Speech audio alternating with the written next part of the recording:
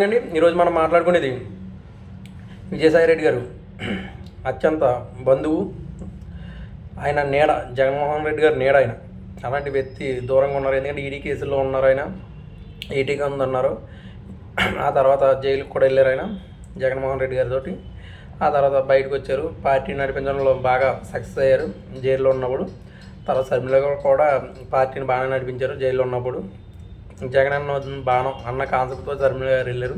అలాగే ఎన్న విషయాలన్నీ కూడా సాయిరెడ్డి గారు చూసుకునేవారు. ఆయన మెయిన్ వీళ్ళిద్దరికీ బాగా రిలేషన్ ఉంది. అలాగే 64 సీట్లు వచ్చినాయి కదా 2014లో. అప్పుడు ఆయన జగన్ గారు అత్యంత సన్నిహితుడు కాబట్టి విజయసాయిరెడ్డి గారికి రాజ్యసభ ఇచ్చారు. అప్పుడు అలా గౌరవించారు. అలాగే 2019లో ఎలక్షన్లో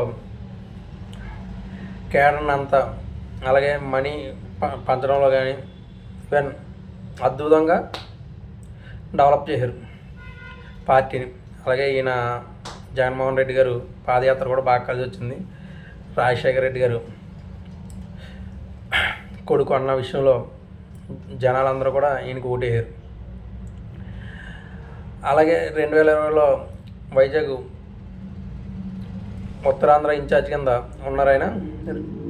అప్పుడు భూ స్కామ్లు అవి ఉన్నాయి అన్న అపవాదం ఉండటం వలన ఒకసారి గ్యాస్ లీక్ అవ్వచ్చు చనిపోతే జగన్మోహన్ రెడ్డి గారు అక్కడికి వెళ్ళినప్పుడు కారు కూడా దిగిపోమన్నారు విజయసాయి రెడ్డి గారిని. అప్పటి నుంచి దూరం పెట్టడం వచ్చారు. తర్వాత అలా దూరం పెరుగుతుంది. తర్వాత పోర్టు విషయాల్లో కానీ నెక్స్ట్ ఏమో మద్యం విషయాల్లో కానీ బాగా దూరం పెట్టారు. అలాగే తారకరత్నం చనిపోయినప్పుడు అక్కడికి వెళ్ళి చంద్రబాబు నాయుడు గారి ఫ్యామిలీతో, బాలకృష్ణ గారి ఫ్యామిలీతో దగ్గర ఉండటం కానీ ఇవన్నీ జగన్మోహన్ రెడ్డి గారికి నచ్చలేదు. అందుకు దూరంగా పెట్టడం మొదలెట్టారు. అలాగే మద్యం కుంభకోణంలో కసిరెడ్డి గారు మీద ఇప్పుడు విచారణ జరుగుతున్నాయి కదా, ఆ విషయంలో మెయిన్ విజయసాయి రెడ్డి గారే చూసుకోమన్నారు. అది చూసుకోను అనటం వలన మెయిన్ ఆయన దూరం పెట్టారు. అలాగే పోర్టు విషయాల్లో విక్రమరెడ్డితో ఇష్యూస్, సుబ్రహ్మణ్యరెడ్డి గారితో ఇష్యూస్ ఇవన్నీ ఉండడం వలన దూరం పెట్టారు. అలాగే నగ్నాన్ని ధనంజయ రెడ్డి గారు కానీ, సజ్జలు కానీ, చివరెడ్డి భాస్కర్ రెడ్డి గారు కానీ, సుబ్బిరెడ్డి గారు కానీ దగ్గర ఉండటం ఈయన కిందకి దిగిపోయారు. అలాగా దిగడం తర్వాత ఇంకా నెల్లూరు టికెట్ వేమిరెడ్డి ప్రభాకర్ రెడ్డి గారు మళ్ళీ పోటీ చేస్తారండి. ఆయన దూరంగా ఉండి టీడీపీ నుంచి పోటీ చేశారు. ఆయన దూరం అవడంతో అక్కడ స్ట్రాంగ్ క్యాండిడేట్ ఎవరని చూస్తే విజయసాయి రెడ్డి గారిని దింపారు. అక్కడ ఓటమి పాలయ్యారు ఆయన.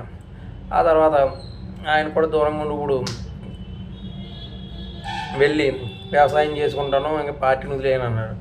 మెయిన్ కారణాలు తారకరత్న ఫ్యామిలీతో ఉండటం వలన, అలాగే మద్యం విషయాల్లో కలగ చేసుకుపోవటం వలన ఈ కారణాలు మెయిన్. తర్వాత భూ కుంభకోణాలు జరిగినాయి.